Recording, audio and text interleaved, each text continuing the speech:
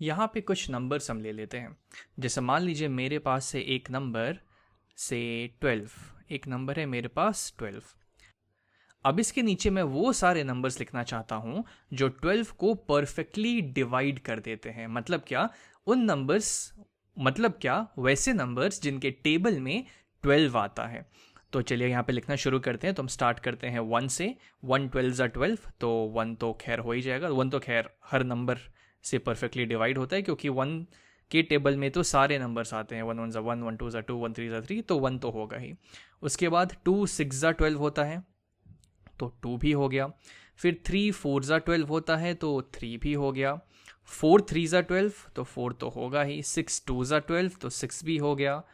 फिर इसके बाद 7 से नहीं होगा, 8 से नहीं होगा, 9 10 11 12 1 ज़ा 12, तो 12 खुद तो होगा ही।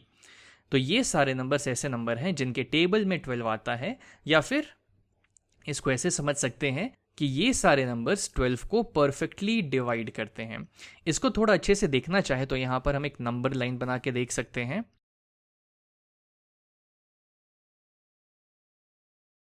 अब यहाँ पे देखते हैं कि परफेक्टली डिवाइड का मतलब क्या हुआ। यहाँ से ये पूरी लाइन यहाँ से यहाँ तक 12 यूनिट्स में डिवाइडेड है। अब मैं अगर 1 उठा लूँ तो इसका मतलब हुआ कि क्या मैं 1 स्टेप लेके 12 तक कंप्लीटली पहुँच सकता हूँ।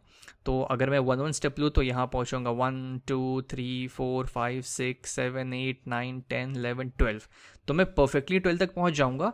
इसीलिए 112 को परफेक्टली 12 पार्ट्स में डिवाइड करता है, जिसको हम लोग दूसरे भाषा में फैक्टर बोलते हैं। फैक्टर्स, यहाँ पे मैं लिख देता हूँ फैक्टर्स।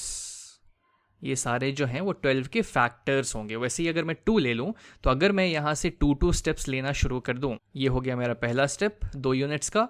दूसरा स्टेप, तीसरा, चौथा, पांचवा, छठा, मैं 6 स्टेप्स लेके, कंप्लीट 6 स्टेप्स लेके 12 तक पहुंच जाऊंगा।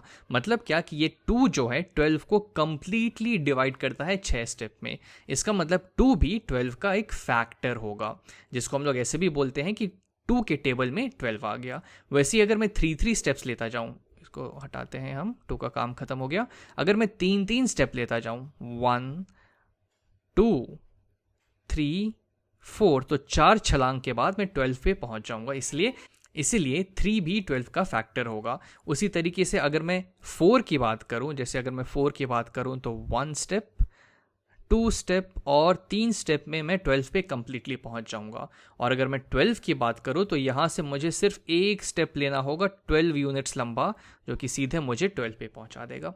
तो ये हुआ फैक्टर्स का मतलब।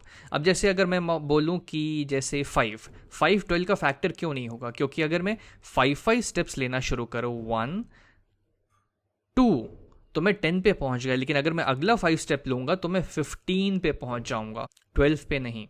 तो 2 स्टेप लेने के बाद भी 2 यूनिट्स कवर करना बच गया। इसीलिए ये 12 को परफेक्टली डिवाइड नहीं कर रहा है, और ये जो 2 यूनिट्स होंगे वो रिमाइंडर हो जाएंगे। इसलिए 5 जो है वो 12 का फैक्टर नहीं होगा। तो ये तो थी फैक्टर्स की बात। अब ये देखते हैं कि 12 के टेबल में कौन कौन से नंबर्स आते हैं। जैसे 12 1 ज़ा 12 होता है, 12 1 ज़ा 12 हो गया, 12 2 ज़ा 24 हो गया, 12 3 ज़ा 36 हो गया, 12 4 ज़ा 48, 12 5 ज़ा 60, 12 6 ज़ा 72, और ये ऐसे ऐसे ऐसे ऐसे जाता जाएगा।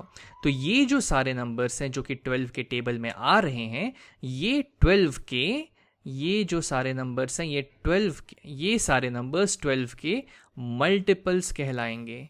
अब इसको अगर नंबर लाइन पे देखने की कोशिश करें तो इसका ये मतलब हुआ कि अगर मैं 12 स्टेप अपना बना के रखूं, मेरा जो स्टेप का लेंथ है वो 12 है, 12 यूनिट्स हैं, तो मैं कहाँ कहाँ पे पहुंच सकता हूं। जैसे अगर मैं पहला अपना एक जंप मारूं तो मैं पहुंचूंगा 12 पे।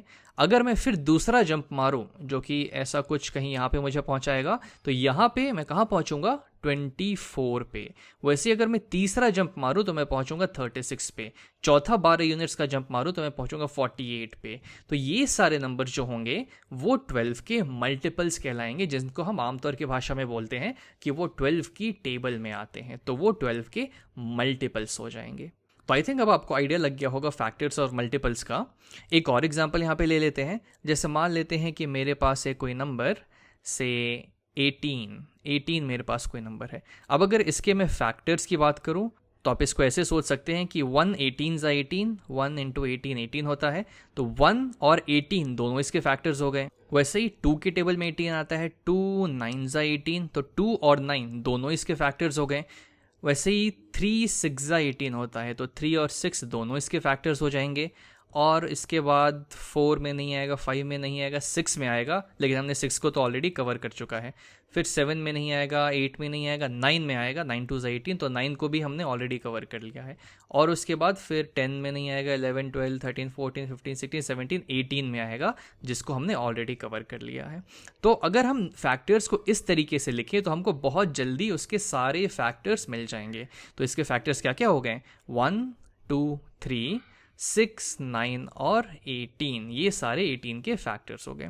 वैसे ही अब अगर मैं इसके मल्टीपल्स की बात करूं, 18 के मैं अगर मल्टीपल्स की बात करूं तो 18 के मल्टीपल्स क्या क्या होंगे कि 18 का टेबल पढ़िए और जो जो नंबर्स आते जाते हैं वो 18 का मल्टीपल होगा।